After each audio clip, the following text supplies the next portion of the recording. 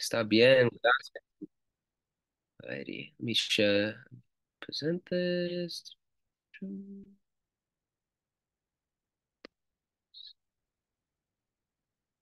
Okay, so yes, I already said this before, but yeah, my name's Luke Jean. I lead CARP Boston as the internal coordinator, along with, if you know, Sam Miranda and a few other amazing brothers.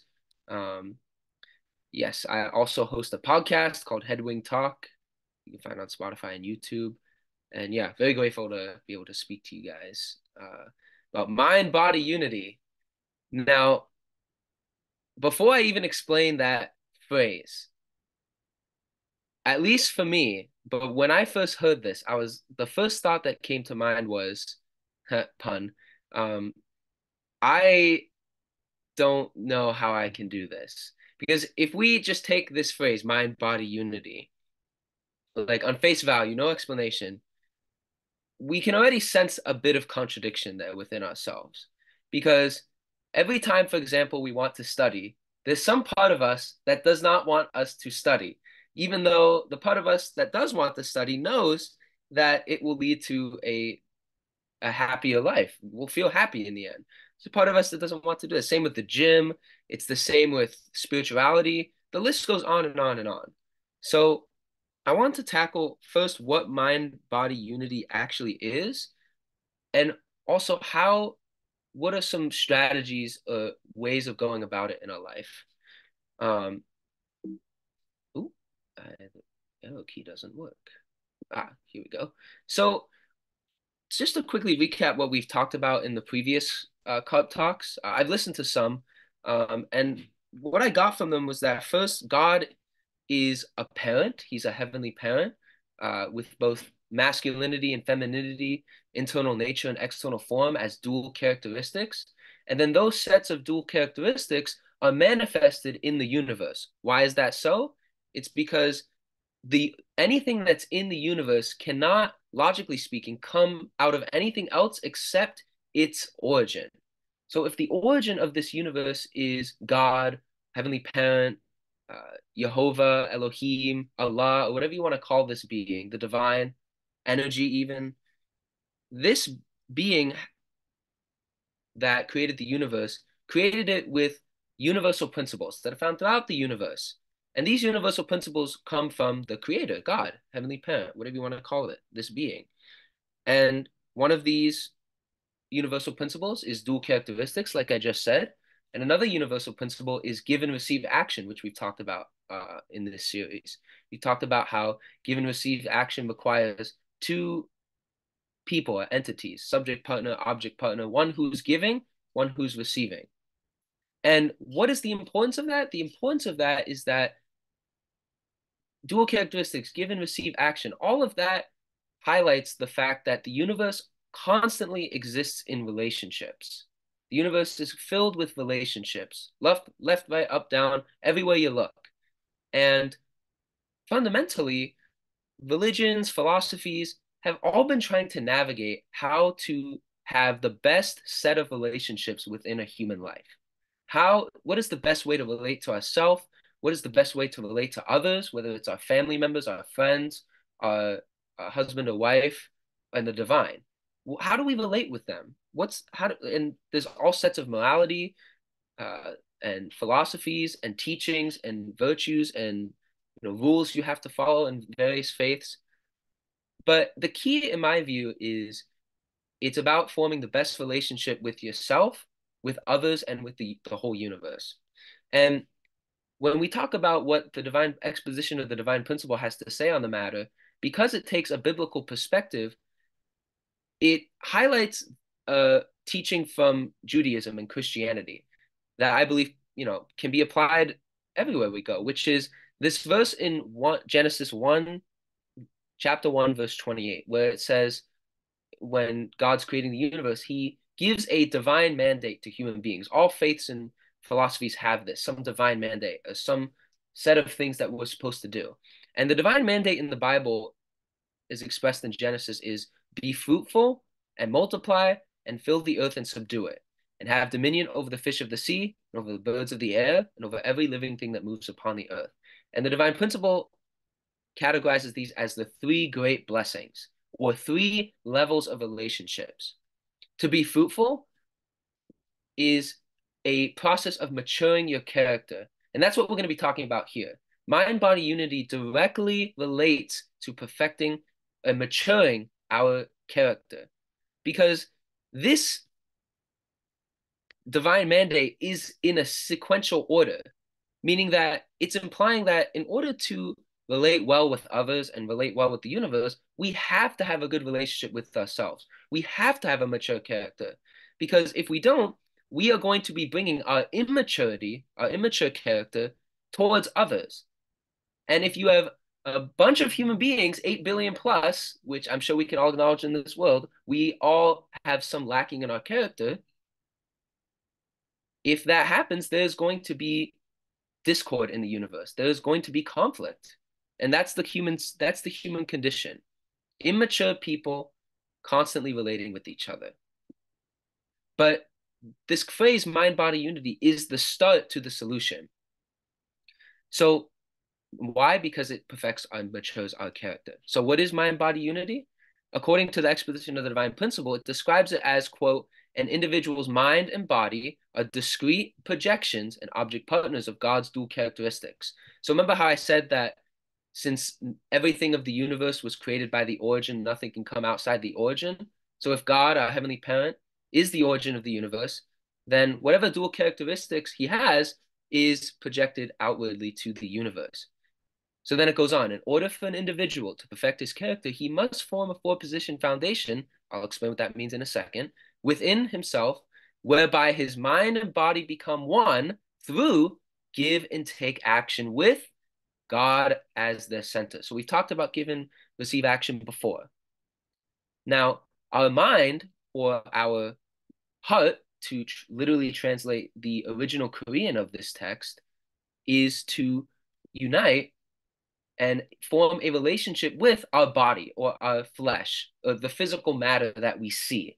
The mind or the heart is something invisible. You can call it the spirit even. It's not something we can see, oftentimes feel, but it is there. Why do we know that it's there? It's because that is what makes us human. Because if we go by this understanding that our mind or our spirit is heart, which is the irrepressible impulse to love, which is what human being relationships are supposed to be about. If that is the case, if we didn't have that, we would be as animals, just with the body and doing things like gathering food, resting, preserving the species, mating. These things are what animals and plants do. Now, human beings have those desires as well. We have a part of ourselves, our body, that needs food to survive, that needs sleep to survive, that needs rest to survive, that needs shelter to survive, that needs sex to survive in order to preserve our species. Otherwise, human beings would die out. So there's these two types of desires coming from two separate places within the human being. But if those two types of desires, if those two parts of ourselves are not in relationship, we are going to not be able to mature our character. Why? Because if we are not in full relationship with ourselves, if we're not, it's imagine like some of the nerves in your body were not firing properly. They weren't giving signals. What does that lead to? As I said earlier, I'm not a science guy, but from my understanding, if let's say nerves and the neurons aren't fully firing towards your arm could be paralyzed. Why? Because there's a disconnect between the relationship of your muscles and bones within the arm and the nervous system, which is rooted in the brain. So similarly, if our mind and body, our heart or spirit is not talking to or in relationship with our body and vice versa, the human condition there's no choice but for it to not be adequate. Now, why is this called a four-position foundation? It's called that because there are other parties at play. The chief party in this is the origin, God. Why is that? It is because if we view God, there's just a ton of explanations, honestly. But the perspective I want to offer here is that if God is a parental figure, then since human beings are God's creation, as is the whole universe, we are in a unique position as God's children. Why? Because we're not just a species with a body, but we have a mind or a heart, an irrepressible desire to have relationships of love, not just relationships of neurons and muscles. No. And this is a parent-child relationship. And so this relationship between our mind and body only works if it is in relationship with our origin, with our parent. It's like you're a child, for example. If you don't grow up with one or both of your parents, studies have shown, I don't know why I'm using another scientific thing, given I'm not a science guy, but this is another thing I know from science. Studies show that when a child is disconnected from one or more of their or both of their parents, they grow up to have some psychological problems, some behavioral problems, and especially a lack of love that has been proven scientifically. Human beings need their parents. Similarly, we need our heavenly parent. We need our origin, just like our physical parents are our origin as well. So now that we've kind of talked about the importance of our mind and body talking to each other and why it's important for God to be there, and if this all happens, it results in a mature individual or a perfect individual. I like mature because perfect is it's so abstract. Like, what does perfect mean? We can't imagine perfect. There's no way to imagine perfect because we're not in a perfect world. There's literally nothing to be passed down that says perfection. We have no concept. A mind can't even think of it. So that's why I like to use the word mature character. So, oh, I don't need that. So how does this relationship work? That's the key. How are they supposed to talk to each other? The divine principle offers the perspective that the body is supposed to center itself or revolve around the mind. In other words, it is the mind that is to take the lead in the communication. Now, that makes sense because, like I said earlier, if we are only guided by our body, the desire for food, sleep, shelter, and sex, we're just like animals. Morality won't even matter because there's no relationships involved. There's no other people involved. It's just you and your species. However, when our mind, our heart takes the lead in this communication, we are able to manifest as actual human beings. And how does this manifest? We see it everywhere in society. We see it through art, culture, pursuing beauty and truth. We see it through relationships of love between our friends, our family, our spouses. That is a uniquely human thing. And it is only by the mind taking the lead, only by the mind taking the lead will that even be able to occur. However, religions especially make the mistake of ignoring the body completely. Why and subjugating it, beating it down. If you look at early Christian history, for example, there's constant examples of monks undergoing like self-flagellation and torturing themselves, even hanging themselves in some cases, completely ignoring the body. Why do religions do this? And to what extent is this the right way to engage in this mind-body relationship? So just as human beings aren't a human being without the mind, if human beings don't have a body, the mind, the spirit, a heart, there's no place for it. It cannot be, there's nothing to hold it.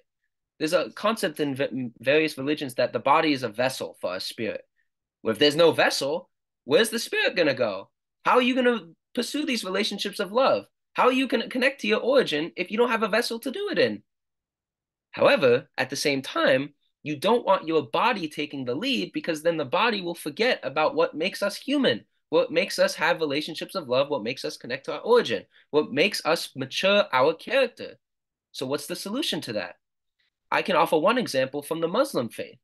Right now, Muslims across the world are engaged in Ramadan, which is you fast from sunrise to sunset for a month. Now, in one sense, one could argue, why are you denying your body of the nutrition it needs? Why are you thirsting yourself when you don't want to be dehydrated? Well, the purpose of it is to allow the mind or the spirit to take the lead in the communication in order to grow closer to God or to Allah, to use God's name in their faith. However, something interesting in the Quran is that if, for example, you're on the pilgrimage, for example, another Muslim tradition, or you're in the fast of Ramadan, and you are actually you're starving to the point where you might die, or you might collapse, or something like that. There's a very famous phrase in the Quran which says, Allah knows your intentions. And what does that mean? It means that if your intention is to break the fast for the sake of connecting with Allah, because Allah knows your intentions, it won't count as a sin or a bad action. And that's very insightful to me, because the intention is always to go towards maturing our character and going towards God, our parent. And sometimes we do need to listen to our body in order to do that, so that the mind has a vessel and frankly, something to communicate to. The other thing, if we completely disregard our body, what will the mind be able to communicate with? What will the mind unify with? There's nothing there. You just starved yourself to death and your body's a corpse rotting in the ground. So it's very important in this communication to listen to our body's needs. If, for example, here's a common one. If we're feeling angry, this is something I've learned from my mom, actually. It's like, if I'm feeling angry, one thing to do is to see, do I need to go to the bathroom? Because if you need to go to the bathroom and you're angry, you're holding up all this tension, and this literally in the form of waste. But if you relieve your waste, your body will be able to calm down, and thus your anger will be able to die down as well. Or for example, if you are just really struggling praying, or you're having a rough time with life of faith or spirituality, or maturing your character, growing, maybe one thing to do is to evaluate, am I eating right? Do I need to sleep more? Just simple things like that. Because when we do those things, we feel better, we have more motivation, more energy to pray or do whatever spiritual practice we want, or go to the gym, or whatever we need to do to mature our character. That is the key in mind-body unity. Yes, the mind takes the lead. However, it's not as if the body is completely irrelevant. And all this is for the sake of maturing our character to become a mature individual that can connect to God, our parent, and connect to others in a healthy way. Now, one last thing about this contradiction that we can all confidently say we have in some way, shape, or form. Why do we have this contradiction? Where did it come from? And religions and philosophies and theologies have struggled so much with this question. And from the divine principles perspective, actually, the key to this contradiction, or the struggle between our mind and body, actually is within our mind. It says that we have both an original mind, to use what the divine principle says, which is the part of our heart or spirit that naturally seeks goodness and naturally seeks to guide our body to pursue good relationships and mature our character. But at the same time, there's another part of us that you could call the evil mind. Why? Because it naturally seeks to guide our body and lead this communication in a selfish way. Take, take, take. Take, take, take. Gimme, gimme, gimme. Almost like a baby, honestly. Baby is normal because they can't do anything for themselves. But eventually, as you mature, you're not just seeking to take, you're seeking to give as well. And for example, in the Christian perspective, this is the story of the fall of man story, the fall of Adam and Eve, where Adam and Eve ate the fruit, tempted by the serpent, and afterwards God banished them from the garden, and ever since there has been a struggle for human beings to fully relate with God. What does that story symbolize? In like a 30-second explanation, somehow human beings, after they were created, received a contradictory element to the mind, an element within our spirit and our mind that seeks to guide our body away from what we are designed to do, away from being fruitful, multiplying, and relating with the universe well, another way of saying have dominion. And so this is the struggle. This is the human condition. However, with knowing the universal principle that of relationships through love prompt mature growth, one action step we can do to promote our mind body unity, to mature our character, is not just to do the various practices, things that we know we need to do to perfect our character, but it's actually talking with other people, being in relationship. That's why this CARP call is so great, because we are able to discuss afterwards. That's why CARP is so great, because it's a research of principles. What does research of principles mean? It means researching through discussion, through relationships of love as brothers and sisters, how can we overcome this contradiction? How can we mature our character? What's a way to empower our original mind? What's a way to empower strong communication between our mind and body to center it on our origin? That's the beauty of CARP. That's the beauty of researching principles. And we'll all have different ways of going about it. But the key is that even though we all have very, individual, ways of going about things, when we understand universal principles, which is why I endorse the divine principle 120%, because I believe it unlocks very many keys into understanding the universal principles of the universe. By studying it, by researching it, and applying it to our life, at least in my experience, it has helped me overcome this contradiction slowly but surely. And so that's what I would like to end with here. And once again, I really appreciate you guys taking the time to listen. And hopefully, this will inspire you to discuss with others and reflect on yourself. How can I uh, allow my mind and body to communicate better to become the best version of myself and all of ourselves? Thank you so much, and I'll pass it along to Yejin. Wow, thank you so much, Luke, for your talk. Can we give a round of applause? Dang. Yeah, this is so, I really enjoyed this. I always like taking notes because it's very, very close to Father Moon's original text of the Divine Principle, which goes, it's very intellectual. So I think the past CARP talks have been a lot based off of our experience or even a testimony.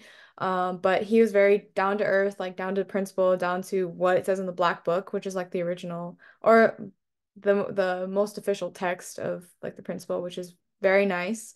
Yeah, so we can dig deeper into this principle by looking at our discussion questions, which Tech will put up in a minute. Yeah, so Addison just posted them. So the first one is there anything that you currently do to increase the health of your mind and body? What are things that you might want to add, or probably what new things would you like to do? And number two, do you feel that you have an internal contradiction, and what does that look like for you? Um, yeah, so we can discuss these questions and